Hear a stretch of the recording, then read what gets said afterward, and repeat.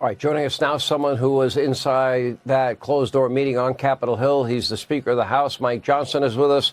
Mr. Speaker, welcome back. Great to have you. Can we just settle one thing once and for all here? Did President Trump, has been attributed to him that he took a shot at Milwaukee. Did he do that? No, I didn't hear it, and I was sitting right next to him. I introduced him this morning at breakfast where he started the day. He spoke for an hour without notes, Sean. He can stand up there and hold court as long as he wants. As you know, President Trump is on his A game. And I'm telling you, in the room this morning, there was energy, enthusiasm, excitement. We had colleagues in there, Sean, who were commenting after his visit with us this morning, the House Republicans, that they haven't been this excited about the future of our country in 40 years. That's what one of my colleagues told me. Look, there's a palpable energy. In his words, something he said this morning, he said, something's happening in America, and we see it. There's a demographic shift going on in all these different segments of the population. We're headed for a great November. We have to run like we're 10 points behind, but I'm convinced Donald J. Trump is going to get a second term as president. We're going to retake the Republican majority in the Senate, and we're going to grow the House majority in the House, and that's going to be a good day for America. If you go issue by issue, if you go to law and order, you go to the economy, if you go to immigration, if you go to America's role on the world stage, I don't see where the Democrats run on any policy of success. Let's start at the border. Let's start at the fact that we've identified ISIS, people with ISIS connections now in this country. You know, then we've got people coming from Venezuela. Then we have people coming from Yemen and Iran and Syria and Egypt and Afghanistan. 30,000 Chinese nationals since October, 26,000 Chinese nationals last year, tens of thousands of, unvetted Joe Biden illegal immigrants from our top geopolitical foes. Congressman, how is that not a clear and present danger to this country right now? Well, it absolutely is. And, Sean, everybody around the country recognizes that. We've been saying for 3 years every state's a border state now because it is. As you and I have discussed so many times, we documented 64 specific executive actions that Joe Biden took to open that border wide. And they've invited all these dangerous people into our country, and they've taken up the invitation and come here. It's a serious situation. The FBI director's testified 3 or 4 times in Congress now in recent months that all the red lights are flashing. And what he means is we've got dangerous persons. We've got terrorists on our own shores, in our country, because Joe Biden opened that border wide. And everybody knows it, Sean. I've been traveling around the country the last 6 months.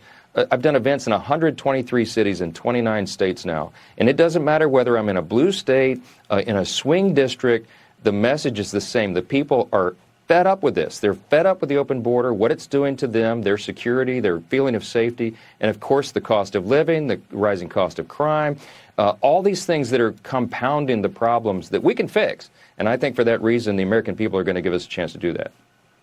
Every crime, every murder, every rape, and eventually, I pray to God I'm wrong, if a terror attack happens by Joe Biden's unvetted illegal immigrants and his open borders policies, now at 11 million unvetted in this country, he's got blood on his hands.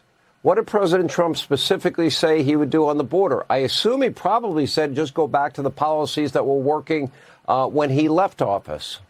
Yeah, that's the whole thing. See, President Trump is a bold leader, and he understood. He ran on the border. He reminded us back in 2015, border, border, border, because he saw this disaster coming, and he got control of it because he used his authority. He used executive orders for the right policies. He instituted Remain in Mexico, where people had to stay on the other side of the border to adjudicate their claims for asylum. That's a no-brainer. The Border Patrol agents have told us, and the leaders of that agency said, if President Biden would just issue that executive order, Remain in Mexico again, we could reduce the flow by 70% at the border. But he will not do it, Sean. You know why? You know why. Because they want the open border, because they want to turn these people into voters. And we're working hard to prevent that from happening as well. So many problems. What did the president say he'd do on the economy? What did he say he'd do with Israel, with Ukraine? What did the president say that he would do to get energy prices down and get the American people, get money back in their pocket?